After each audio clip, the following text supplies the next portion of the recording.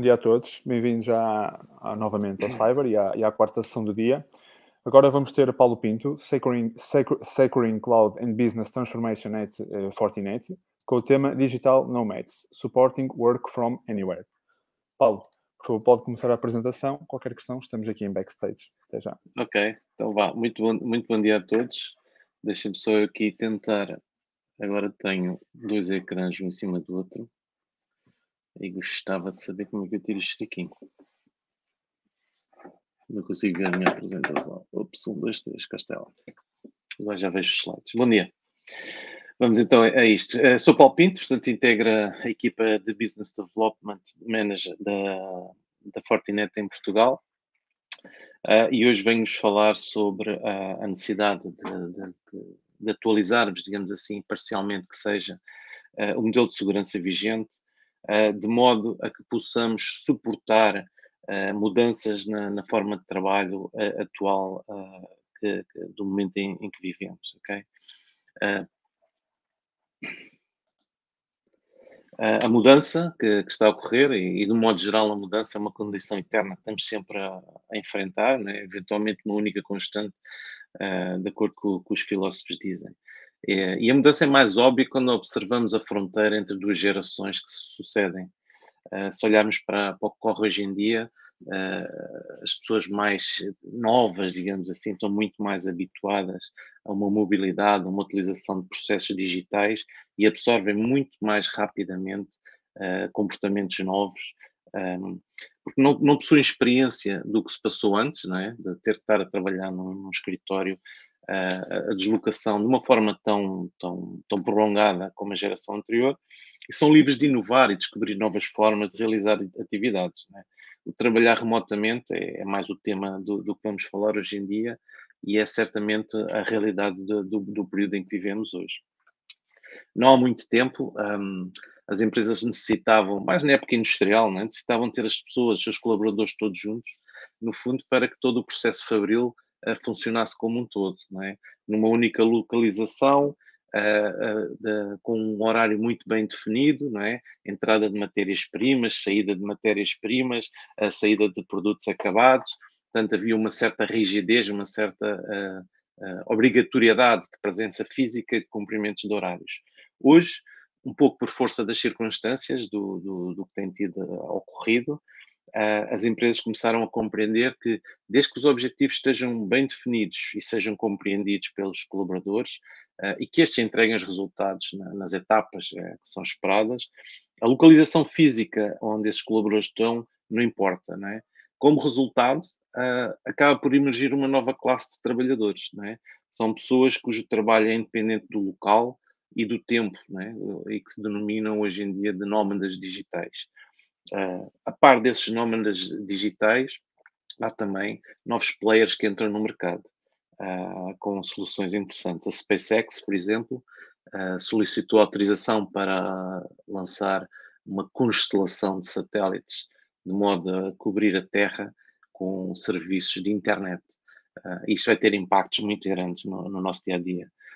Nomeadamente, por exemplo, uma área que não estava de todo coberta com as facilidades que temos hoje em dia, por exemplo, numa cidade, era o mar.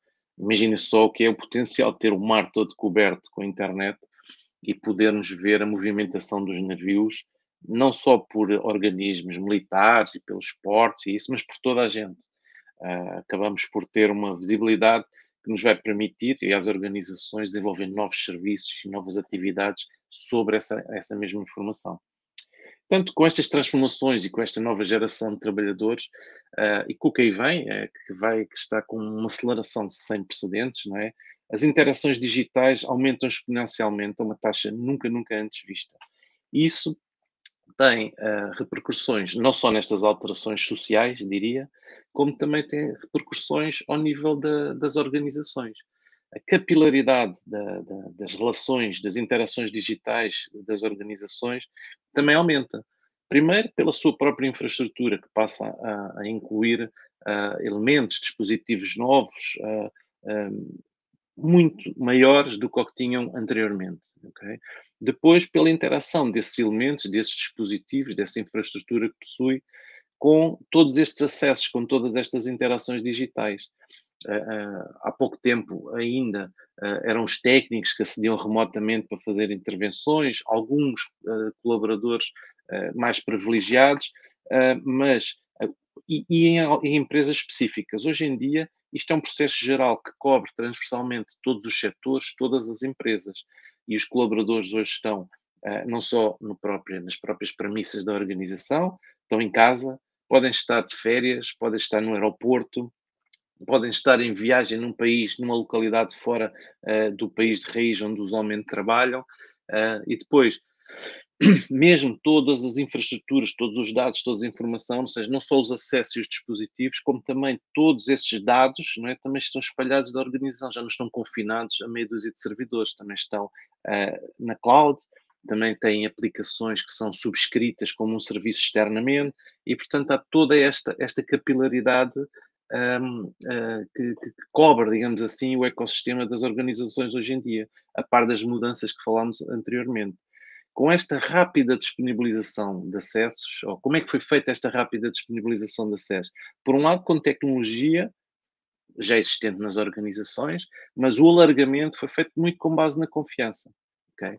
Ou seja, as políticas, a estrutura com que isto foi feito foi confiamos nos acessos, confiamos nas pessoas que estão a aceder, mantemos de alguma forma os controles de segurança que já existiam com algumas modificações. E, na verdade, a confiança no acesso às redes empresariais acabou por crescer, ou está a crescer, para além de um ponto de ruptura, né? Um ponto a partir do qual o nível de confiança que preconizamos para as redes, para as infraestruturas, para os nossos utilizadores, né, para os dispositivos e os seus acessos, pode já não ser efetivo. E nesse contexto, neste contexto assim em particular, importa analisar três fatores que merecem alguma atenção, porque parece que vivemos um período de transição que foi temporário e que vai estabilizar. A questão é, vai estabilizar, mas há variantes que estão, há dimensões que estão a atuar sobre este momento, e a estabilização pode não ser no voltar atrás, mas sim numa situação nova que merece atenção. Esses fatores que são determinantes nessa variação, nesse caminho para a estabilidade, têm a ver essencialmente com isto que já falámos logo no início. Crescimento da força de trabalho, dos acessos remotos das pessoas que estão em mobilidade, ok?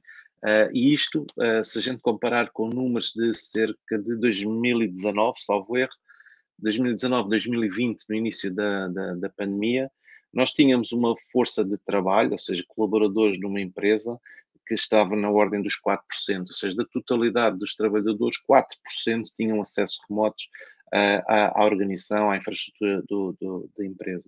Espera-se que no final deste ano esse número cresça para cerca de 21%.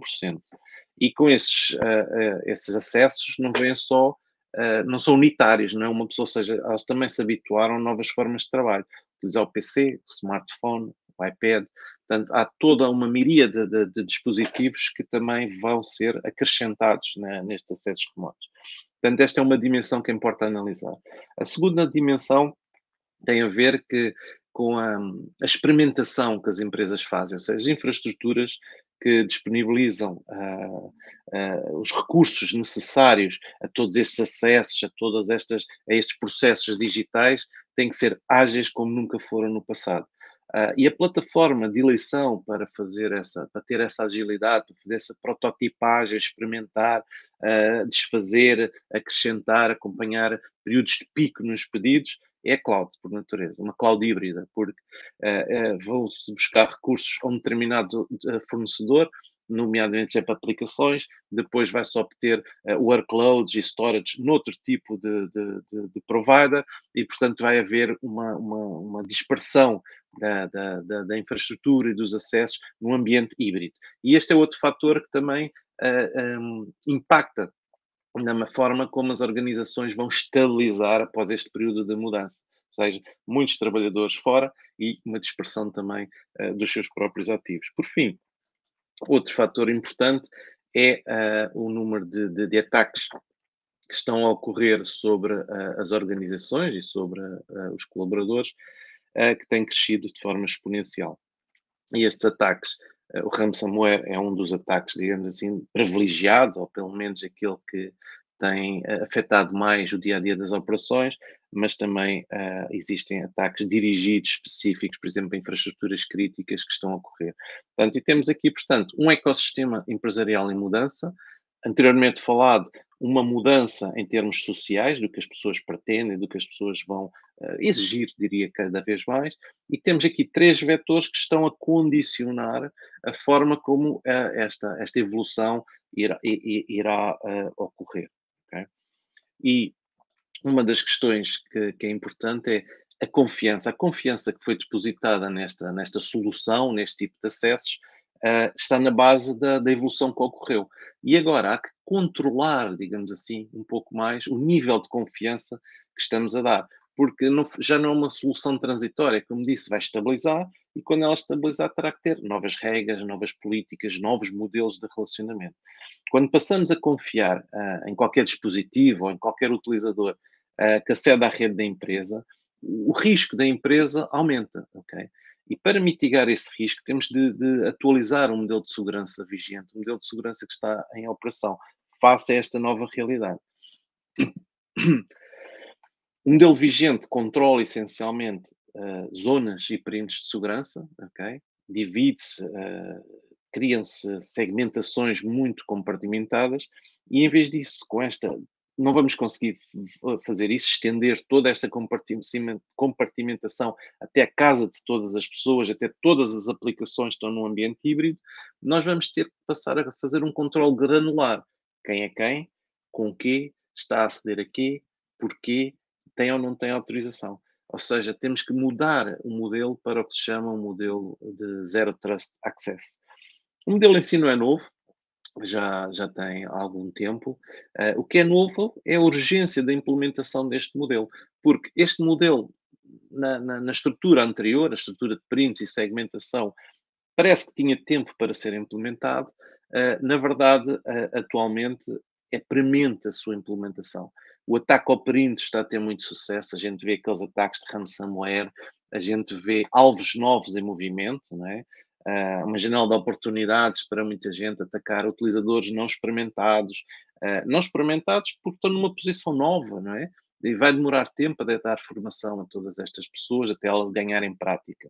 E, portanto, dada esta mudança, há necessidade de mitigar este sucesso que está a ocorrer ao perímetro e, nesta nova realidade, controlar as aplicações, controlar os acessos de uma forma diferente com este modelo. O que é que este modelo sugere que seja feito? O modelo de Zero Trust assenta em três grandes pilares, digamos assim, ou três grandes princípios. O primeiro princípio é o da verificação contínua, ok? Se analisarmos o que a gente fazia até bem pouco tempo, a maneira de forma era, pessoas, por exemplo, em trabalho remoto, ligava-se o PC, escolhia a sua gente, estabelecia-se uma ligação, um canal seguro para chegar à empresa e assim ficava enquanto eu estivesse a trabalhar, independentemente do que eu estivesse a fazer dentro da organização. Eu podia ir à aplicação A, à aplicação B, ao storage C, à drive partilhada D. Portanto, havia ali uma miríade de elementos que eu autorizava-me num ponto de acesso e tinha acesso a todos esses pontos, ok? Então, muito raramente havia novos pontos de monitorização, de voltar a reavaliar-me se eu era quem devia ser, se eu podia fazer o que devia fazer. E então, agora, a primeira coisa é esta verificação contínua. Ou seja, cada vez que eu, em vez de pedir acesso a um local, eu peço acesso a um recurso em particular, a uma aplicação, ok? E cada vez que eu faço isso, é verificada a minha identidade do utilizador, ou seja, esta conexão, este princípio, este pedido que eu estou a fazer, quem é que está a fazer, é verificada a minha autenticidade, ou seja, nomeadamente por recurso duplo fator de autenticação, e é verificada a identidade do meu dispositivo e a sua postura. Ou seja, isto são conceitos que já existiam. Agora, a urgência da sua implementação, esta verificação contínua, dentro desta capilaridade do ecossistema que está hoje em dia nas organizações, é crucial. Portanto, esta é a primeira necessidade. A segunda tem a ver com a atribuição de permissões mínimas de acesso. Ou seja, quando as VPNs tradicionais ou com os acessos tradicionais eu abria a porta e tinha acesso a uma imensidão de recursos, agora eu vou ter acesso àquela aplicação, àquela funcionalidade dentro da aplicação, uma granularidade maior, de modo a que, se eu for posto em causa, se a minha identidade for usurpada, também não vai estar em causa todos os recursos da organização, mas apenas uma função, apenas um processo, algo mais limitado. Portanto, a segunda premissa dentro deste modelo é a atribuição de acessos mínimos, de privilégios mínimos, baseados na minha função, no que eu pretendo fazer, na inventariação também importante do controle de acesso que eu faço. Se eu todos os dias vou à aplicação A minha função exige controlar um inventário, ter um acesso a uma aplicação que controla um inventário, eu não posso, de um momento para o outro, estar a pedir acesso a 2, 3 aplicações, gerar 3 ou novos pedidos. Portanto, é algo suspeito. Portanto, a par desta atribuição de privilégio, a par desta verificação contínua, há uma monitorização também do meu comportamento que é necessária de aplicar. Por fim,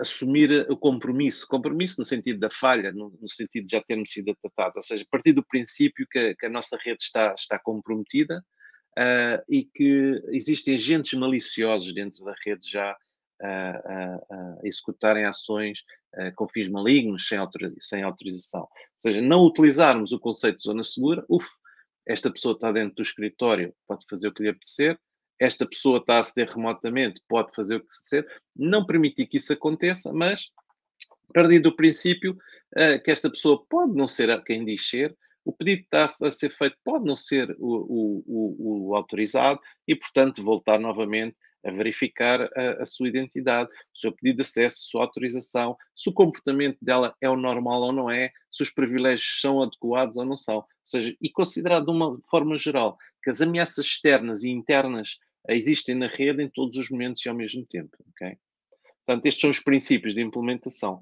Em termos de arquitetura, digamos assim, muito geral, uma arquitetura de Zero Trust é composta por 3 camadas, ok? Primeiro, a dos utilizadores e dos respectivos dispositivos, são aqueles que pedem acesso a qualquer recurso, e depois um proxy, ou seja, o primeiro sítio onde vai bater o pedido do utilizador, pode ser um front-end web, pode ser o pedido de estabelecimento de uma comunicação segura encriptada, pode ser inclusive o primeiro POP que eu tenha perto de casa, ok? É nesse ponto que isso vai funcionar como proxy e que aquelas funcionalidades de segurança são aplicadas. No caso do POP, por exemplo, vão-se vulgarizar os serviços como o SASE, ok? Em vez de eu ter que fazer todo este processo, esses 3 princípios ao meu data center, um sítio muito longe, digamos assim, vamos puxar, e depois desse sítio, afinal vou fazer routing para outros, no fundo estou só a perder tempo, a aumentar a latência das minhas comunicações, os princípios subjacentes a este, eu puxo aqueles serviços para o meu POP e, portanto, quando eu vou, antes de ir a qualquer lado, assim que eu bato na primeira zona de acesso, digamos assim, é-me implementado aquilo. Quem és, onde é que queres ir, quais são os privilégios que te vou atribuir e vou-te monitorizar o teu comportamento. Portanto, e esta é a segunda camada, que é a do proxy. A terceira camada é a camada híbrida, digamos assim, que hoje em dia também está com a tal capilaridade dispersa por data centers, os PCs e os dispositivos das pessoas, as clouds híbridas dos vários provedores, as aplicações que se usam e, portanto, são controlados os acessos a essas aplicações. Okay? E pronto, tipicamente é esta, digamos assim, uma arquitetura de alto nível que se prevê seja necessária, não é que prevê seja necessária, que é premente a sua implementação nas organizações de hoje em dia, para poderem apoiar não só aquela movimentação que se viu em termos sociais, que veio para ficar, mas também proteger a capilaridade da própria organização, de modo a saber que dispositivos é que estão na rede ou na infraestrutura espalhada, a que utilizadores estão a aceder a que recursos, a que aplicações, podem, não podem, ou seja, no fundo, proteger os acessos desses dispositivos e desses utilizadores, proteger os serviços disponibilizados pelas organizações, seus dados e suas informações, e, de um modo geral, potenciar os 3 use cases que são importantes para estabilizar, digamos assim, esta mudança que ocorreu e permitir às empresas continuarem a potenciar os seus processos de digitalização, que vão ser cada vez maiores. primeiro use case que vai ser potenciado por este modelo é exatamente o dos trabalhadores nómadas digitais, dos colaboradores. Okay? Sem ele não vamos conseguir ter confiança nos seus dispositivos e nas pessoas e permitir isso. Que é o trabalho a partir de qualquer lugar. Trabalho em movimento, trabalho nómada digital, como se diz. Né?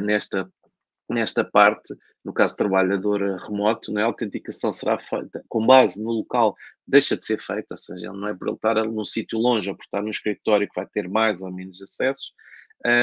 O tipo de acesso que ele vai solicitar, a interação que ele tem com o dispositivo e com o pedido, vai ser transparente para o utilizador. Aquilo vai bater num tal proxy que a gente viu na arquitetura anterior e é ele que despoleta, avalia os privilégios que ele tem, se é quem diz ser, em que condições está o seu PC e se podem ou não entrar.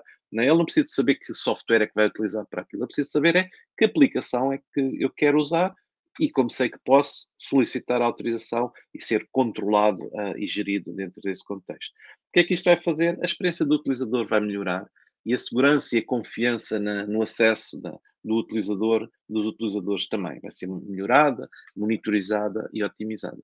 Depois temos outro use case que tem a ver com a rapidez necessária aos dias de hoje, associada a todos estes processos digitais, tudo isto que a gente faz hoje em dia, como referi há pouco, tem como base, tem como plataforma de eleição para esta transformação a cloud, uma cloud híbrida. E, portanto, ou podermos ter este controle dos acessos, esta capilaridade nestes proxies, nomeadamente numa aplicação que, por exemplo, esteja num fornecedor de serviços em cloud, software as a service, ou o que seja, isto vai fazer com que seja mais fácil gerir este ambiente híbrido, ok? É mais flexível a conseguir gerir a partir do único ponto, do ponto onde está o tal proxy, todos os acessos e conseguir validar se esses acessos são adequados, se não estão, se estão em conformidade. Portanto, a jornada, o caminho para a utilização desta plataforma de eleição, que é a cloud híbrida, vai ser desbloqueado, vai ser mais fácil de percorrer. Okay? Por fim, como controlamos os acessos dos utilizadores, seus dispositivos, gerimos de forma mais fácil e mais transparente os ambientes heterogéneos que nós temos, desde do on-prem até à parte da cloud, os ataques de ransomware, ou seja, dada esta granularidade que nós vamos ter para implementar das capacidades, não é? Vão ter tendência a diminuir, ou seja, vão ficar muito mais difíceis de serem executados, vamos mitigar de alguma forma a superfície de ataque, vai ser reduzida, vamos conseguir otimizar o risco dentro das organizações no ciberespaço. Okay? E pronto, de uma forma geral, era esta a mensagem que eu vos queria partilhar convosco. E queria partilhar também que na Fortinet nós trabalhamos muito para que a segurança seja uma realidade no mundo digital e para que as organizações e as pessoas possam confiar nesse mundo digital. Eu vou terminar a minha apresentação. Se tiverem questões que queiram colocar, estejam à vontade para colocar agora ou utilizando o meu e-mail.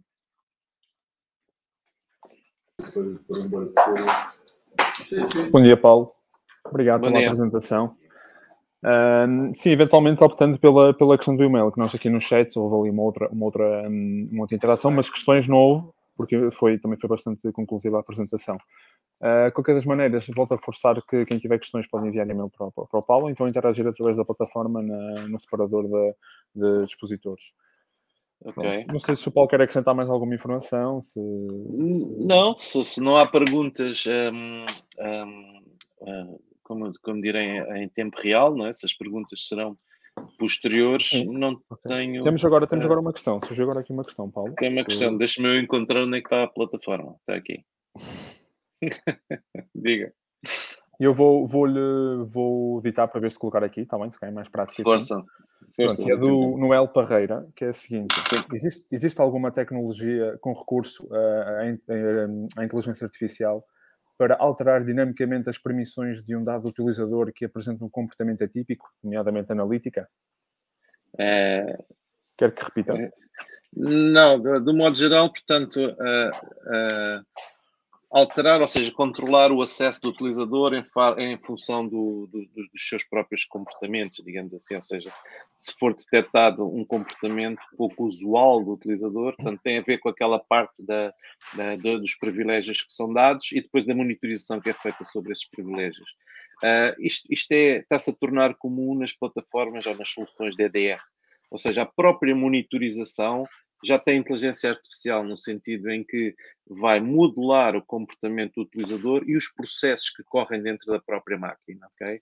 E ele vai ver que este utilizador faz tipicamente isto, vai criar uma baseline, que os processos que correm dentro da máquina vão ser chamados desta forma, vai distribuí-los ao longo do tempo e, portanto, só sobre a recolha de informação já são aplicados algoritmos de machine learning que permitam criar essas baselines e depois detectar outliers, ok? Portanto, aí existe. Quanto à atuação existe, mas aí já não é muito a ver com a inteligência artificial.